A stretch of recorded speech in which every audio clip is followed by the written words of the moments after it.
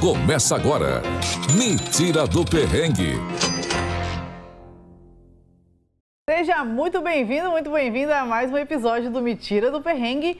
E hoje temos uma convidada especial que já esteve aqui conosco. Estamos dando continuidade desse tema extremamente importante que é educação financeira. Professora Giovana, seja muito bem-vinda. E hoje nós vamos falar sobre a importância do planejamento financeiro. Afinal de contas, ele é a chave para a realização dos nossos sonhos, não é verdade? Isso, muito obrigada, Patrícia, Érico, mais uma vez pelo convite, para a gente debater, discutir esse assunto tão relevante, tão atual, tão desafiador e tão presente, né, na vida de uma parcela bem significativa da população. Isso aí. Exatamente. Bom, no episódio anterior, e quem assistiu vai lembrar, quem não assistiu, corre lá no YouTube e assiste porque ficou muito legal.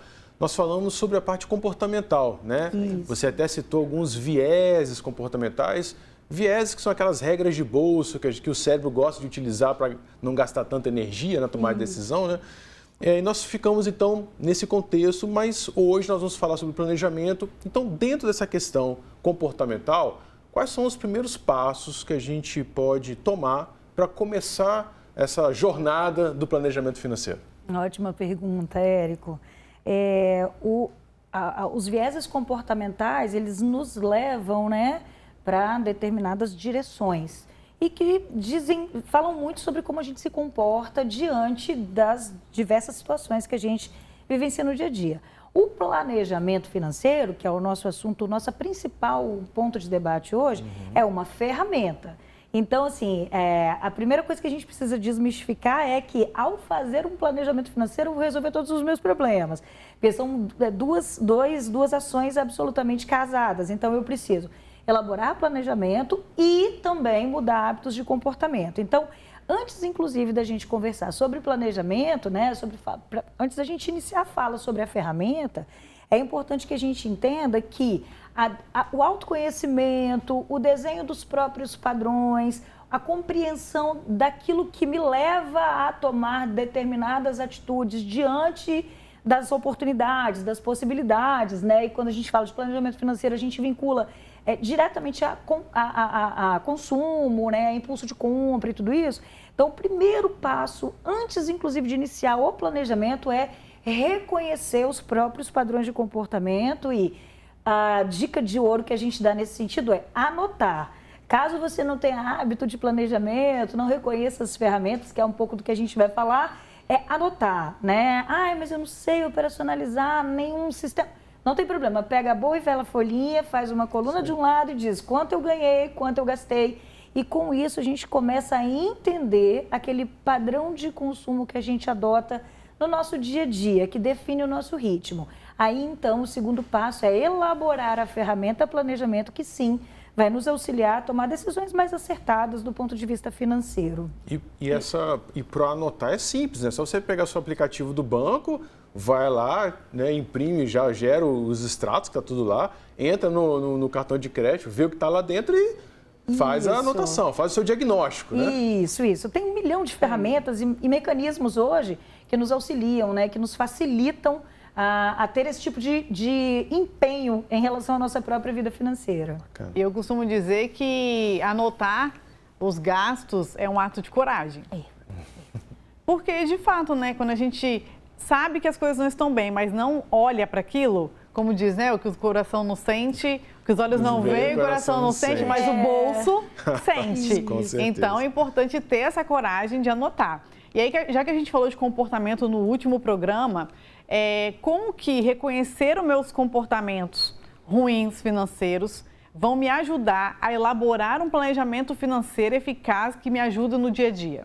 Bom, a partir do momento que eu começo a reconhecer, vamos partir aqui da ideia de que a gente tem maus hábitos de consumo e por isso a gente chega numa situação de endividamento, né? Então, o endividamento hoje é uma condição de todas as classes, de todas as faixas etárias. Então, a gente parte desse contexto de que os maus comportamentos nos levam ao endividamento. Claro, né, excetuando-se as milhares de possibilidades que existem hoje, se a gente for pensar no contexto que a gente está vivendo, existem 1 milhão de fatores que podem levar as pessoas a se endividarem e que não estão ligados diretamente ao mau comportamento. Mas os estudos mostram para a gente que, em geral, o endividamento se dá pelo mau comportamento em relação ao uso do próprio recurso. Então, reconhecer essa situação é um primeiro passo para que a gente avance em relação a ter hábitos saudáveis de consumo.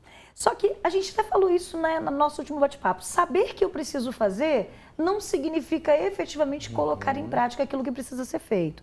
Então, a ferramenta planejamento, ela vem com o intuito, ela surge nesse contexto com o intuito de colaborar, de contribuir, de direcionar melhor as escolhas financeiras. Então, assim, existe uma falácia no planejamento que planejamento é enfadonho, planejamento é uma coisa para o futuro. E a gente precisa reconhecer que né? A ferramenta planejamento, ela tem uma característica que é te dar condições de abrir uma janelinha no presente e te fazer olhar para o futuro, que a gente não conhece, que é incerto, que é cheio de possibilidades que a gente presume que podem acontecer, mas a gente não consegue ainda prever futuro. Então, a gente consegue, com o planejamento, se aproximar de uma situação futura. Então, mesmo sendo uma ferramenta que não vai te dar a dimensão exata do seu gasto hoje, ela é que vai te ajudar a projetar a vida financeira. Então, assim, reconhecer os próprios comportamentos, reconhecer que eu tenho aquele viés do presente, que eu gasto aqui agora porque o prazer é agora e eu vou adiar o meu compromisso financeiro para o futuro, é um passo importante para que o planejamento entre de fato como uma ferramenta que vai colaborar para que você faça escolhas mais saudáveis do ponto de vista financeiro. Então, talvez seja o maior desafio nesse processo, né? Fazer esse autorreconhecimento e ter o ímpeto de exercitar, de planejar, e eu acredito que a gente vai conversar um pouco mais sobre isso. A Patrícia usou uma palavra muito interessante, que é a coragem, né? E é para tudo na vida, né? Preciso entrar na academia, preciso fazer um regime, seja para emagrecer, perder peso ou para ganhar peso. Então, tudo demanda dessa saída da inércia, né? O primeiro passo, a coragem de dar o primeiro passo. E aí, quem está nos ouvindo, quem está nos assistindo, está pensando assim, legal, bacana, entendi tudo, mas como é que eu dou esse primeiro passo? Pelo amor, me ajuda a dar esse primeiro passo. A coragem até tenho já, já até tenho a coragem. Alguma dica para simplificar o processo, para que as pessoas que estão nos vendo, nos assistindo, nos ouvindo, possam dar esse primeiro passo com mais clareza, com mais certeza? Pronto, né? Tem muita gente no mundo inteiro estudando sobre educação financeira e propondo modelos sobre educação financeira. Então, quando a gente vai discutir esse assunto, sobretudo quando a gente fala de planejamento financeiro, que é a operacionalização, é você colocar de fato em prática um plano, um projeto, né, para sair ali daquela inércia, daquela condição que está muito ruim, a gente precisa considerar que esses modelos que estão prontos e disponíveis, eles talvez não deem conta do problema de todo mundo, porque todo mundo é muita gente. Mas existem alguns passos importantes que a gente pode dar logo de início que podem nos ajudar.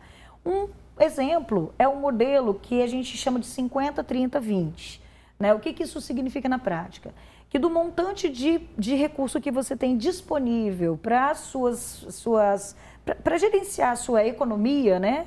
Você deve destinar 50% para as despesas essenciais, 30% para aquilo que a gente chama de prazeres, né? A gente está falando de hobbies, entretenimentos, lazer, e 20% para reserva.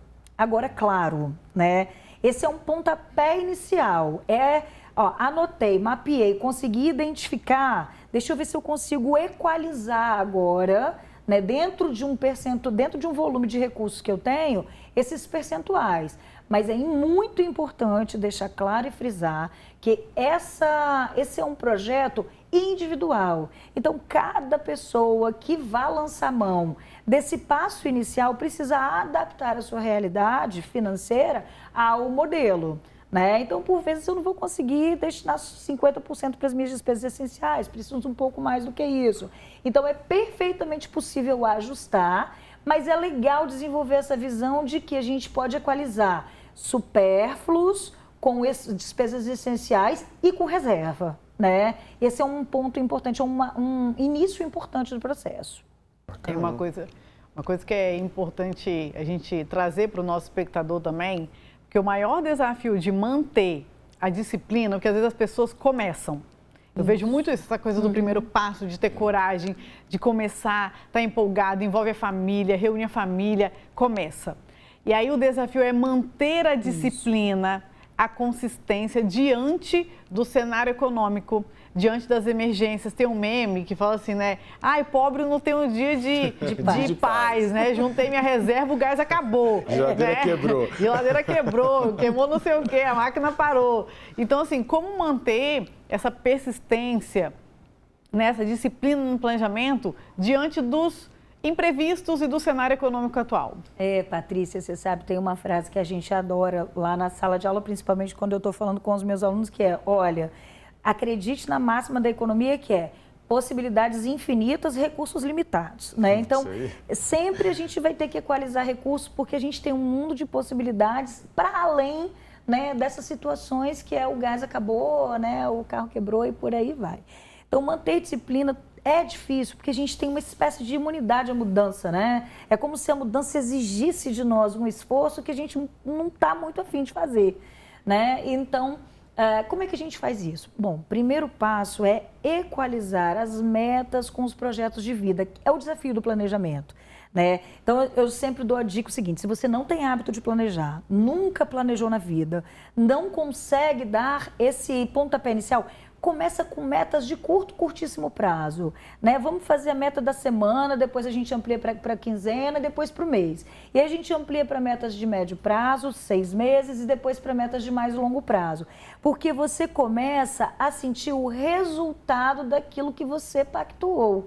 Então, é revisar e manter o foco naquelas metas que você definiu ali em conjunto, seja sozinho, seja em parceria com a família e com os envolvidos no projeto, né? Então, assim, a meta tem duas características que são legais, que é um horizonte de tempo e uma quantidade.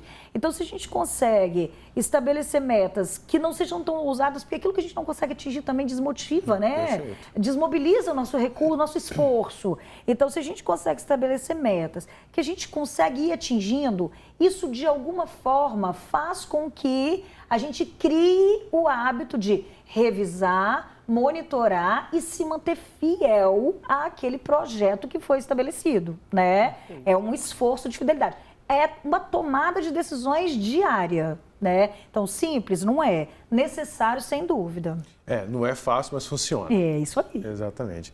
Professora, para finalizar, qual a dica que você dá para quem, então, nos ouviu até agora, está nos assistindo e vai começar seu planejamento financeiro? Primeiro é uma decisão, né? Então, assim, para começar um planejamento é preciso tomar uma decisão de fazer o planejamento. Segundo é entender que não é porque eu fiz o planejamento que eu resolvi o meu problema. Montou lá, anotou tudo agora. Planilha, já anotei, agora eu já sei onde é que eu estou gastando, pronto. Né? Então, a parte mais dolorosa nem é elaborar o planejamento, né? Às vezes você vai fazer isso sozinho, às vezes você vai lançar a mão de ajuda de alguém, às vezes você tem um parente que é alguém da área de planejamento, ou você tem um amigo que está estudando, enfim.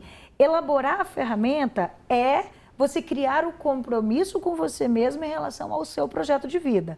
E aí a dica né, uma dica preciosa não se isente de revisar. Tenha coragem de revisar, de passar o raio-x. Não tem problema se o planejamento furar um pouquinho. O problema é você não corrigir o desvio, né? O planejamento requer que a gente faça a ação corretiva. Então, eu preciso de corrigir o desvio na hora que ele aparece. Então, por isso que eu preciso ter foco e revisão de forma contínua, de maneira recorrente. Maravilha. Então, acho que a grande dica é essa, né? Não desanime se o seu planejado sair um pouquinho daquilo que você fez, né? Então, porque não somos robôs, exato, somos seres humanos, né? Dotados de emoções, sentimentos, comportamentos, crenças. Então, a vida não é uma linha reta. Ficar triste, falar, furou o primeiro mês, vou desistir. Pronto. Não desista. Não desista. Não. Permaneça. Tenha coragem de permanecer, que é também muito importante. Isso. Estabeleça a meta pequenininha, vai seguindo isso daí e volta sempre pro caminho, volta sempre para a rota. Maravilha. Professora, muito obrigado por ter estado aqui com a gente nessa tarde, dado essas dicas maravilhosas. E para você que está nos assistindo, que está nos ouvindo, continua com a gente que no próximo episódio nós vamos falar sobre ferramentas, aplicativos que a gente pode utilizar para fazer o nosso planejamento financeiro. Estamos te aguardando. Até o nosso próximo encontro. Tchau. Você ouviu na 90.5 FM, Me Tira do Perrengue. Para saber mais, acesse o Folha Vitória ou a sua plataforma de streaming de áudio preferida. Até o próximo.